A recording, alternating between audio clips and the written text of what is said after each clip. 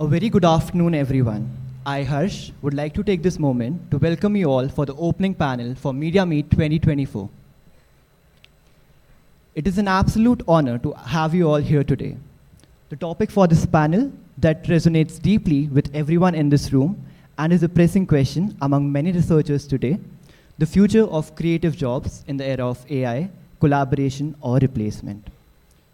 Joining me today for this exciting and thought-provoking discussion are three distinguished experts who bring unique perspectives to the table. We have Mr. Manuel Beltran, Ms. SHIVPRIYA V, and Mr. Sagar Hugar. Thank you for joining us today. Can we please have a huge round of applause for our three panelists?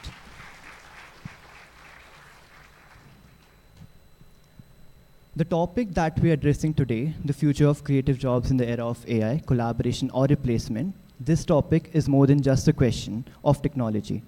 It is a question of identity, purpose, and evolution. Creative industries have always been defined by human imagination and emotion, and yet AI is challenging our understanding of creativity itself. AI provides creators with powerful tools, no doubt, but it also raises questions about whether it could one day replace roles that depend on human creativity. With these thoughts in my mind, and I'm sure the audience would have the same thoughts, we'll open the panel and we'll have a lineup for the panel. First, we'll go with Mr. Sagar, moving on to Ms. SHIVPRIYA, and last, we'll have Mr. Manuel. So we'll start the panel with your request. Mr. Sagar, first question is for you. So as someone who is deeply involved in crafting AI-driven user experiences, what is your take in AI's role in either enhancing or competing with human creativity? Okay, thank you for that. So I've been working with companies and clients who are essentially trying to somehow automate repetitive and redundant human tasks. And this comes with a lot of requirement for us as whoever is working on the systems to think about how humans think, how humans do things, and how can we essentially replicate their behavior in these models. As for user experience in general, what happens is we have not yet reached a stage where I can say that these models are able to replicate whatever experience or the quality of work that humans were able to do. But the thing with anyone who is working with AI in the enterprise sector or in the business sector is that these decision makers and the companies, they don't necessarily need the best of user experience. They don't necessarily need models to completely replicate the quality that humans do. Because the lens that businesses view AI replacing human work is that they're trying to look at the time that is getting saved, the productivity, and also the profits they're able to make by probably automating a certain level of human tasks as well. So maybe we are not yet at a point where AI is able to give us an experience as good as humans, but that doesn't mean that we are not at the risk of AI taking away certain tasks and jobs that humans already are doing. That's what I think. Thank you so much, sir. We'll move on to Ms. SHIVPRIYA. So, ma'am, you've worked extensively at the intersection of technology and purpose. How do you see AI influencing the way creative jobs adapt to address the real-world challenges? Thanks. So before I answer, I might want to go a little bit on the sidebar as to what has been the fate of art over a period of time now. It's quite contradictory. Art used to have patrons, now it has spectators.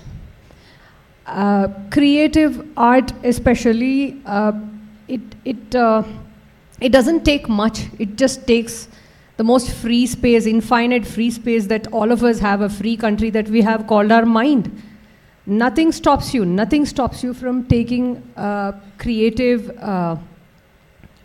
approaches to whatever you do.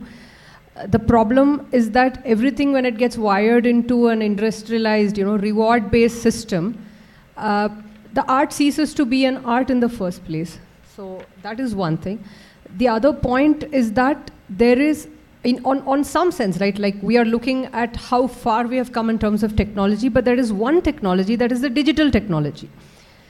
Actually, this is one of those points where we are so far ahead, yet so far behind. Like there are dire needs for new technological leaps or new ways of thinking, new ways of design, which is lacking today in water management, waste management, fuel, ways of mobility, etc. So we are actually lagging behind.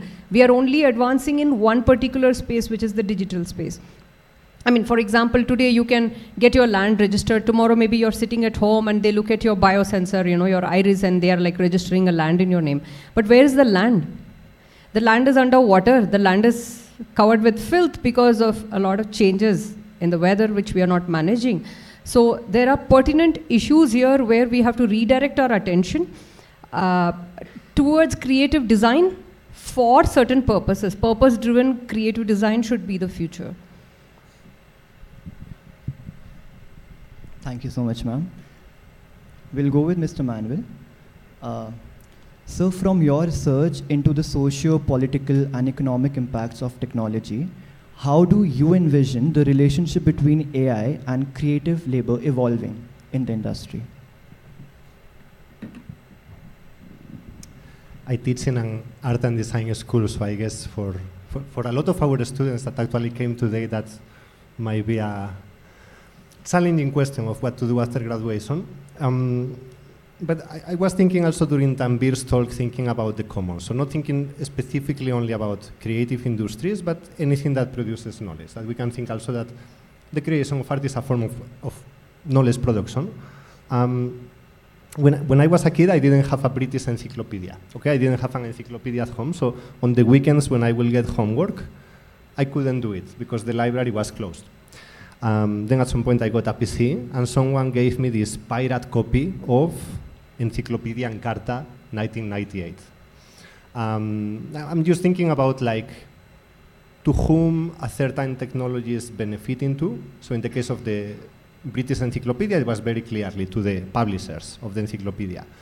In the case of Microsoft Encarta, it was benefiting mainly Microsoft, but it was also giving the chance to other people like me that couldn't afford it to just make a pirate copy of the CD. And then at some point we got Wikipedia. And I remember as a kid, my teachers telling me, oh, using Wikipedia is forbidden, right? Like using Wikipedia is a bit like copying. And I think now we encounter things like ChatGPT, no? And we are having these discussions in Srishti like daily, oh, is ChatGPT allowed or not, or how does it influence your way of working, of thinking, and so on. But what I see in the difference between these three forms of encyclopedia and what ChatGPT is now is that I fear that some struggles that I faced, I don't know, when I was 18 to how to write a difficult email to my teacher, and I spent like 2 hours thinking about the email, sending things and so on. But that was, I think, a useful, necessary process of learning how to communicate. And now I see many of our students, that send me ChatGPT emails requesting me for recommendation letters or things like this. So rather than that being the problem, I question if the pedagogical process of a mind developing at a young age is somehow could be curtailed by how things like ChatGPT take away this effort of how to, sometimes it's good to struggle with things, at least while we are in school. Thank you so much, sir.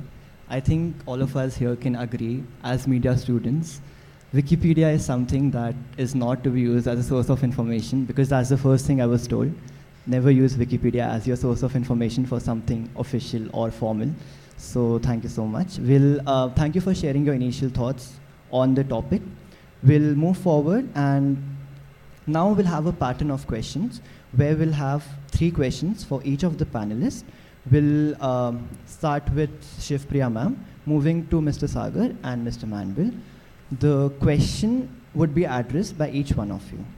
So, ma'am, as someone who has worked with AI a lot for social good, can you discuss a project where AI facilitated meaningful change in the creative domain or industry? So I can think of plenty of them, but one of them really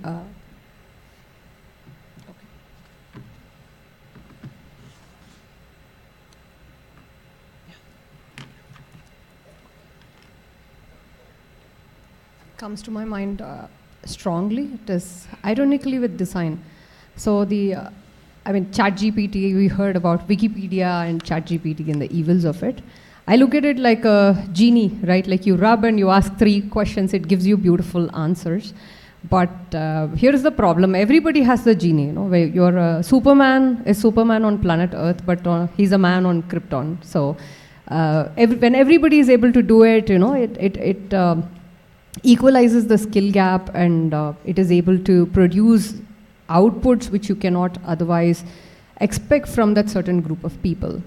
So this project was, in fact, on an industrial design, so which was to kind of simulate a scenario where you are a supplier and you have to procure something, and if that is absent, it has to construct a new mix of possibilities, and it has to do alternative procurements automatically, all touchless. So when we tried to just go on and about it, we were really struggling in the beginning, but what we realized was it started hallucinating to a point where it started giving outlandish suggestions, but it turned out to be very valid because it turned out that we could replace a certain material. It's a little confidential, so I'm not giving too much information. We could replace that material with another material that was not at all expected, which was really economical and available in abundance, and we were able to take it up. So this is from an industrial context, but of course, as Manuel said, creation need not be just purely arts, it could be in every strata of it. Mr. Sagar, would you like to add on to the same question? So the question being whether I've worked on a project that has created impact. Yeah. So with regard to AI, right, I'm actively involved in this space where we are trying to somehow bridge the language gap on the internet.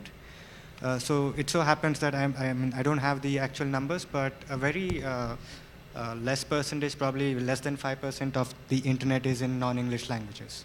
And this is especially a problem for India, considering English is not our primary language. We do not speak, most of us do not speak outside of the cities any bit of English.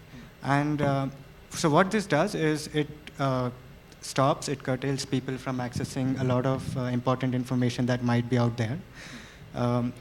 Some of this information could also be critical. It could be governmental websites or anything like that regarding policies and so on and so forth.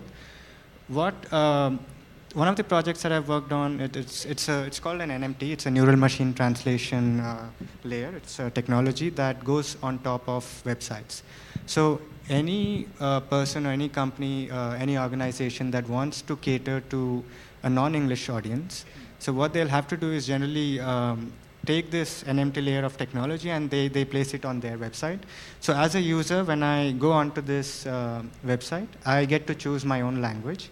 Or perhaps it could happen that based on the location, big tech companies, they know where you are and what you do and all those things.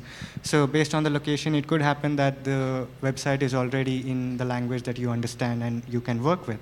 Now, this, for a business, this creates impact. Again, there could be a lot of ethical and moral complications involved, right? And maybe businesses tend to pose this as a very novel and innovative and ethical thing that they're trying to do. We are trying to bridge inclusivity or something like that. Essentially, they could also be, as Manuel was mentioning, it's a way in which you get to bring these people online. You get to learn their behavior. You get to learn what they want and what they do. That's the ulterior motive of some of these businesses as well. And the other thing is, Google is very big on this topic of the next billion users. So it said that the next billion users are coming from countries like India and Nigeria.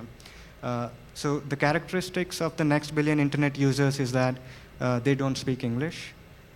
They are not very used to using any of these technologies. Having these characteristics in these people, AI, what it's doing is natural language has somehow become an interface. Earlier, it happened that every time a new innovation cycle came in, there was some sort of learning curve. People had to learn how to use internet. People had to learn how to use social media and so on and so forth. Now, no one really has to learn how to speak their own language. And most of the applications around AI have always been centered on natural language. They're trying to pose as if we are trying to make this impact. We are trying to bridge the inclusivity gap. But there could be a lot of other ulterior motives. But this is one of the projects that I've worked on that has reached probably millions of people. That most of the governmental websites that by the central government and also some state governments that they've been using this NMT layer that me and my team have worked on. And that's about what I've done so far. Thank you so much, sir, for sharing this with us. Mr. Manuel? I will try to keep it brief. I think when we are talking about AI innovations, a lot of the time we are talking about an imaginary of a promise, like these projects, promises to one day in the sooner future, achieve this X or Y thing. But I have two questions that I always like to ask any kind of technology. That is, to whom does it benefit today? Not to whom it might benefit in the future after this promise is fulfilled, but to whom is actually benefiting today, who's actually receiving capital, receiving investment, or benefiting from a particular technology materially now, not what might happen in the future. And the other question is, from whom does it take from? So when we talk about ChatGPT or when we talk about models, I think we should be discussing about how have they been trained, right? And have they been trained in my art? Have they been trained in my literature? And again, do I see some of the benefits that ChatGPT is producing redistributed to the authors that created the tool? Or is just benefiting a few people that is exploiting the labor of others? So I want us to think about these questions of to whom does it benefit today? And from whom does it take from today? It might give back, or it holds the promise to maybe give back in the future, but we don't know if that will happen or not. No, we just know what is happening now. And I think in the current economic scenario in which we have so many funds and organizations with deep pockets, just putting money on anything that has AI on it, I think it's important to really hold accountable those promises of what does it do today. Thank you so much, sir. The next question is open to all the three panelists. The question is, ethical AI is often debated in creative fields. What do you believe are the top ethical considerations in using AI to complement human creativity? We'll start with Mr. Sagar. So the major concern, one of the questions that a lot of people are grappling with right now is that there's no ownership to who actually owns this data.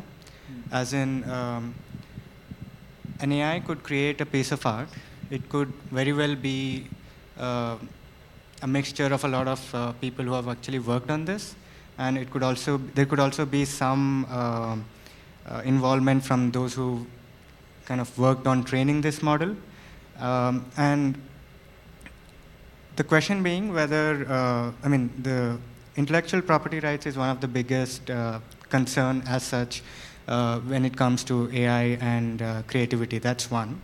The second thing, what I've been like, this is something that it's a worry for a lot of people, that the more and more usage of artificial intelligence to create arts, any sort of art, we'll be moving towards a future where art looks very homogeneous. So essentially what happens is, this is called the curse of recursion, where people are just taking, generating text and images from AI, and we are just, again, putting it back to the AI and training it as synthetic data, as Tanvir was mentioning. This is leading to a future where art might look very similar, and maybe it will at some point lose its essence of what it means to create something, or what it means to consume art, or even what is art. So those are the larger two things that sometimes I think about. So Thank you so much, sir. Ms. SHIVPRIYA. Yeah, so when it comes to ethical AI, I think we should also then look at ethical automation, ethical expert systems, because any expert system, for example, required an expert to key in the data for the system to understand. Somebody needed to define the rules. So any automation, any expert system is also leveraging. It's making you obsolete. It's making your skill. It's making you shift your skill, but your skill was needed in the first place to create that system. It's like a Frankenstein being created. So the same applies for AI. Yes, AI tends to go towards a more homogenized representation. The more it learns, the problem is that you do not have a control that create variation like this. You do not see. It's more like a black box. So it creates what it creates. So I would really look at it this way.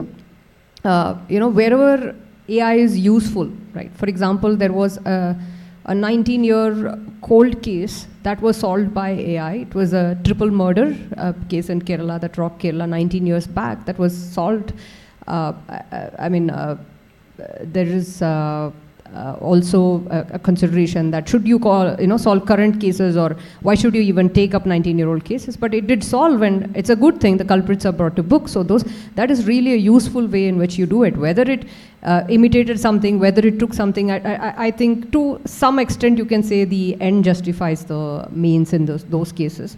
There are cases where it's not useful but being promised, as Manuel mentioned, and it is left to be seen.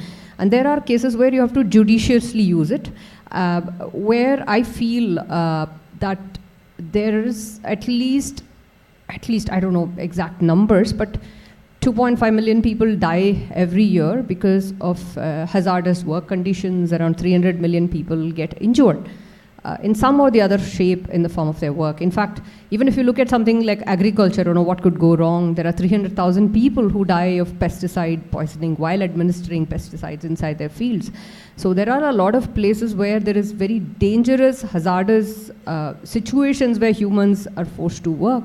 Maybe if AI can replace, if machines can replace, so I would probably welcome it. That's a very welcome break for everybody. So I would say the ethics of AI is completely dependent on what you use it for.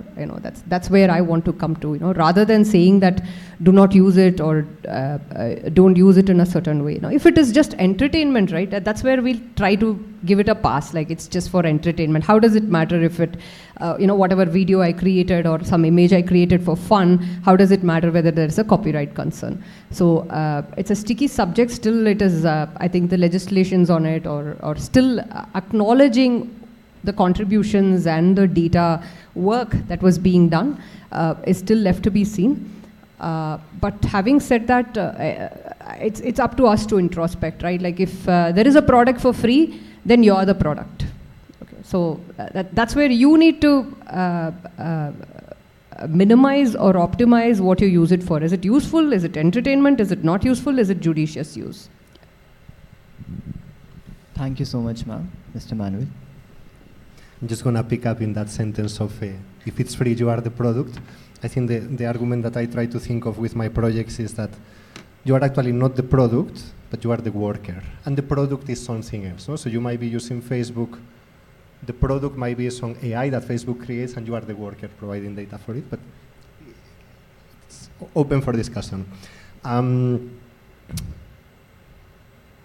think if I understood the question correctly, my top ethical considerations about AI, and I think for me it's a question of politics and ideology. What kind of ideologies are shaping the development of AI, and what is guiding those ideologies? No, I think if you think on the project of Wikipedia, no, that we have been discussing the whole morning, what was the ideology behind that?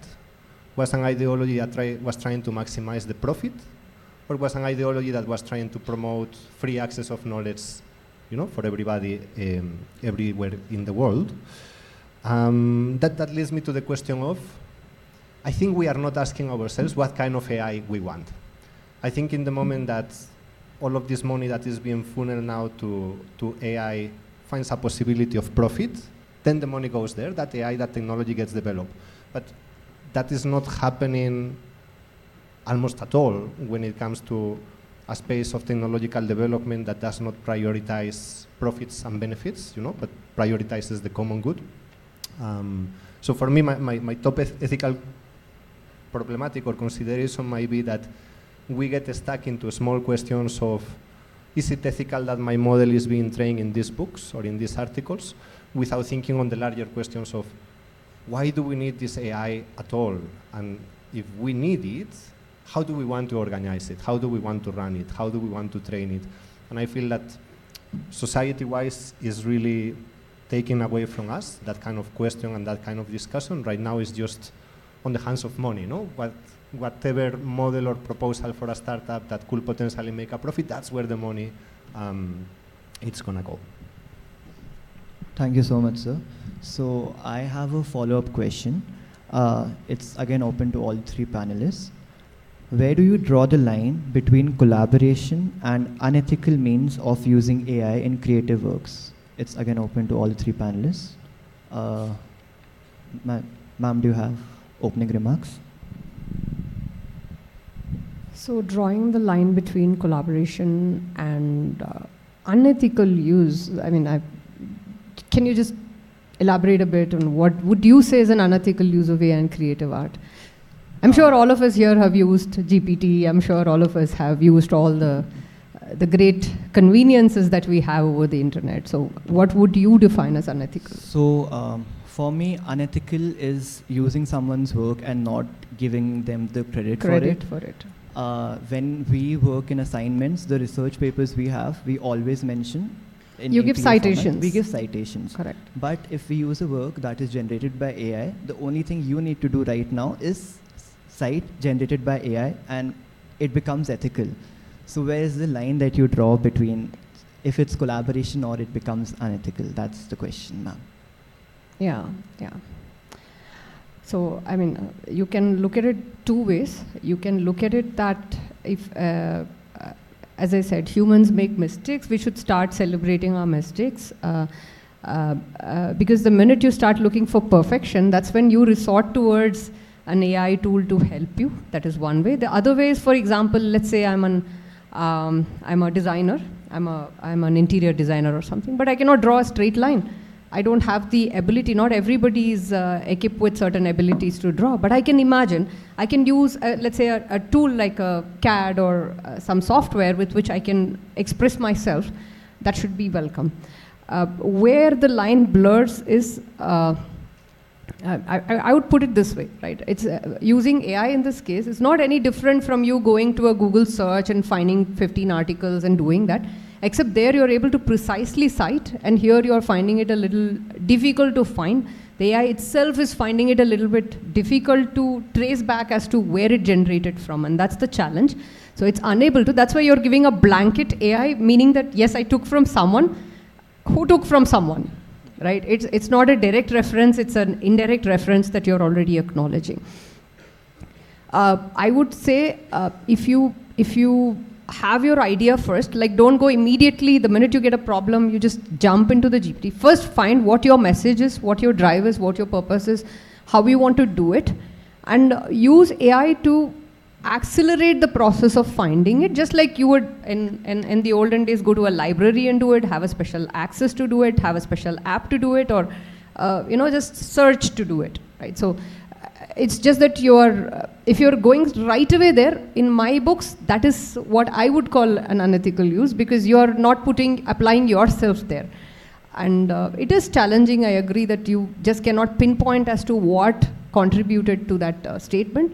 In fact, there is this interesting statement that was made by Karim Lakhani in the Harvard Business Review, where he said, AI will not replace humans. That's not possible. But humans with AI will replace humans without AI. So that was the statement that he made, because you're using it everywhere that you feel left behind. You have the pressure that, oh my God, what if in fact, a person came up to me and said that, is a very prestigious management institute, said that I scored very less. Okay, I didn't use GPT. I used my heart. I did my assignments and I scored very less. But the next time, I found everybody scoring very high, and then I used GPT. Now I'm also scoring high, but he said I'm not feeling happy. The first score was my own score, no matter how less it was, but I am now scoring 100 out of 100 and I'm still not happy. It's just like keeping up with the pressure. So I think you need to be a little bit of a Bruce Wayne and a Batman, right? Like Bruce Wayne, so that, morning you're a billionaire, you're doing what the people do, you're going with the flow.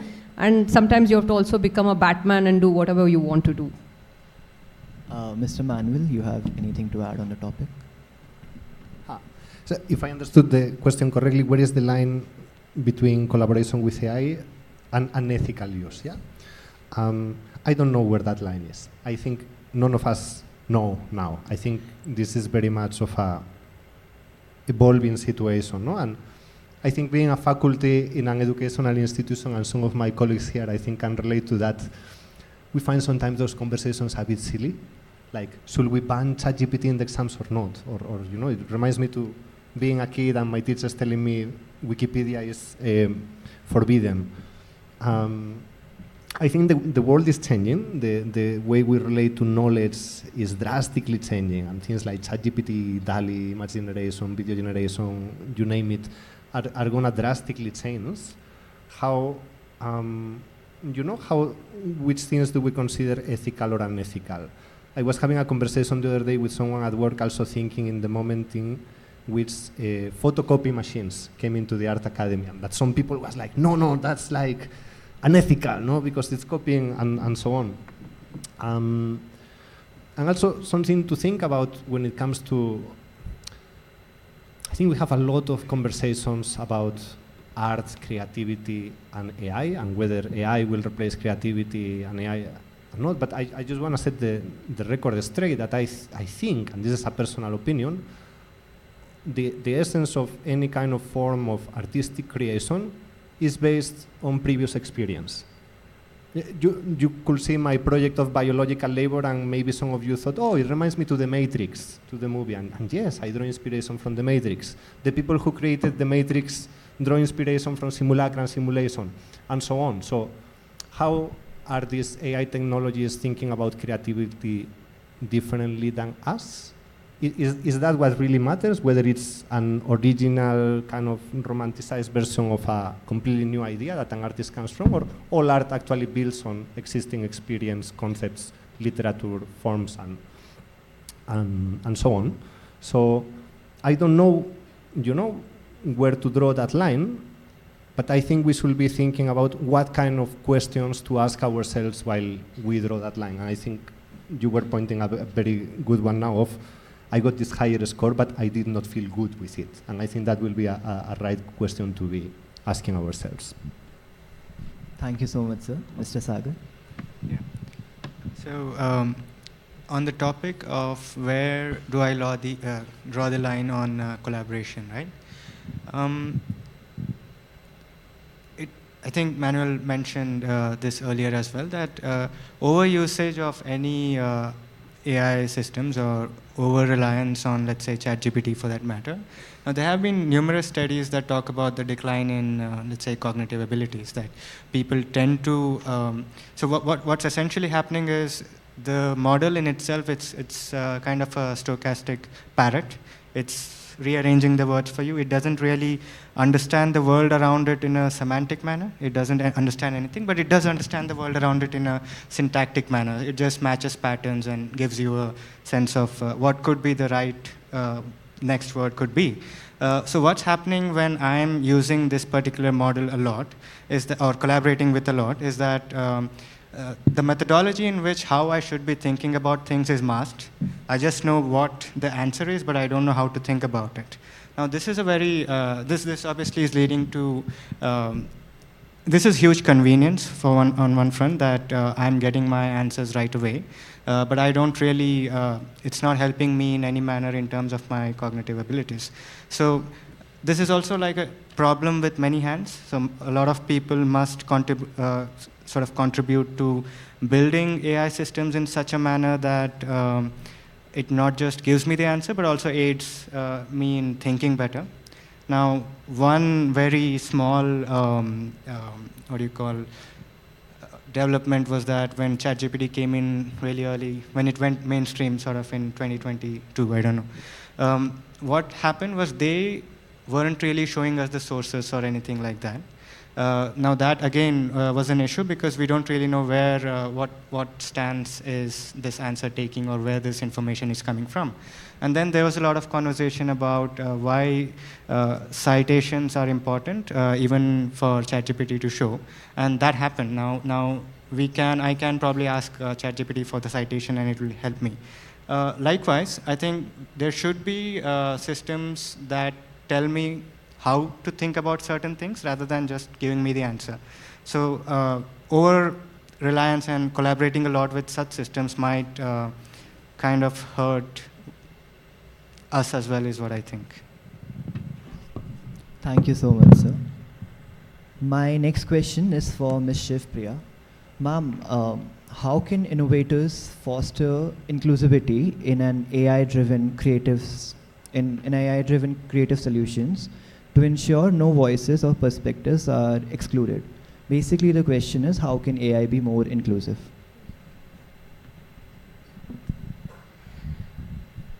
So, AI cannot be inclusive. There's a reason for that. Humans operate with bias. Corporates operate with a certain bias. What AI does is it really bases its knowledge that is dishing out to you is based on the data. What a human does is we look at 10 instances and we have a causal kind of a reasoning that we can do, which no machine can do till date. So what happens is the machines substitute that causal reasoning for the large amount of data that it has. A large amount of data will anyways find the pattern which could also give you a hint of a cause. For example, if there is a gender bias, right, in the data that is there, no matter how much you train and do it, because there's a large amount of data of human behavior which had the bias in the first place, it will start reflecting it because it's very good at fishing out patterns which you think you've hidden well. It's the law of large numbers at play there. So it's not possible. You have to manually intervene, or you have to algorithmically intervene in order to make sure that the bias doesn't exist. But even the person who's doing that is also subject to human bias because that's a human who's doing it. So that's something that cannot be very easily, you can balance the data. You can say, okay, I'll give you equal data. I'll give you, the social pointers, the social data, the context, etc. But it will always go towards the patterns which the majority is dictating. And even if you do it the other way, you don't know what other biases it might generate. It's like opening a Pandora's box. So at this point in time, the technology does not automatically allow for inclusion. It is, again, putting this point across that the human at the end of it will have to do the job of inferring from it and taking action from it. If you allow the AI to dictate what action you take, then definitely that's going to be problematic.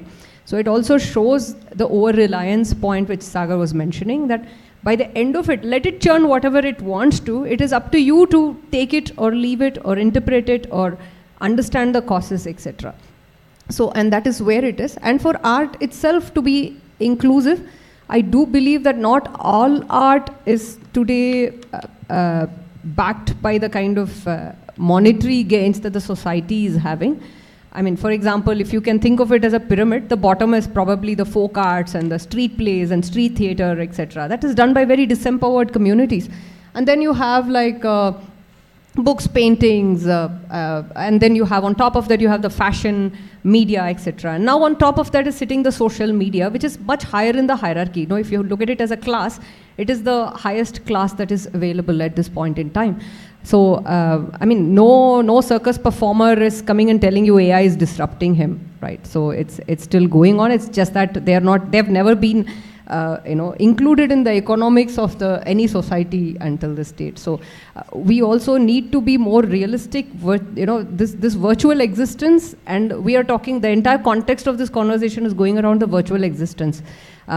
You still have a choice to go and see a street musician. You can go and benefit them. There are a lot of things that you can do in the real world, in the real sense, and that's where I just keep going back, saying that we are missing the creativity in the real sense. We are missing the creativity towards physical products, physical solutions, and towards physical, ways of having fulfillment and purpose. Thank you so much, ma'am. My next question is for Mr. Manuel. So what inspired you to establish the Institute of Human Obsolescence, and how has the conversation around AI and labor evolved since then, particularly in the creative industries? Okay, so I didn't have a plan to make the Institute of Human Obsolescence. It was my graduation project from the Art Academy, actually. But I can recall what were my motivations back then. And I come from this generation that experienced Facebook, Twitter, social media in the context of the 2010 Arab Spring, the so-called social media revolutions. And you maybe are too young to remember this, but this was like maybe for us 14 years ago. And I think these platforms held that promise of democratization of the access to media. If we think of what we call now legacy media in the form of newspapers, TV, and so on, those were really centralized structures or objects of transmission of media that were controlled by the powerful. And social media held that promise that we thought we used in 2010, 2011 of, now everybody has a voice, no? So now the access to the public discourse online is much more democratized. A little bit down the line, I saw how naive and innocent I was, and how that promise was no longer there. And I encounter now an ecosystem, with Twitter controlled by Elon Musk, or let's say just Twitter controlled by anyone, right? Like, how can you have such a place that you call the public square, that depending on who owns it today and who owns it tomorrow will drastically change the ideology, how it functions, and so on. So I think that thought of failure of that promise that social media held made me a bit skeptical of the promises of innovation and how in society we just walk blindly without opening our eyes into new forms of technological innovation that appear in front of us, without critically trying to understand, what kind of implications, what kind of repercussions does it have, who does it leave behind, who does it leave outside, and so on. And I think, just that. Thank you, sir. My last question. I had a question, like, as in, do we have enough time, as in, if we think about the social media, Web 2.0, when social media came in, all the legislations and judiciary, they suffered because this was a completely new technology, and it democratized content creation. People started writing things. There were physical repercussions of what someone wrote on the internet. It took a bit of time to catch hold of the pace in which social media was growing. Now, the thing with AI is, social media, for example, it also came with some sort of accessibility barrier as well. Only a few could access it, and only probably the English speakers and only those who, let's say, could afford taking this learning curve were on it. But with AI, as I mentioned, it speaks languages. It speaks your language and my language, and any interface that's just basic enough to facilitate a chat, a person can let's say, interact with AI on that. Now, as such, the adoption and the manner in which things are moving, it's unprecedented. So where do we, like, how do we go about stopping and thinking about the critical aspects of how this will affect us? As in, we might not have the time, is what I feel.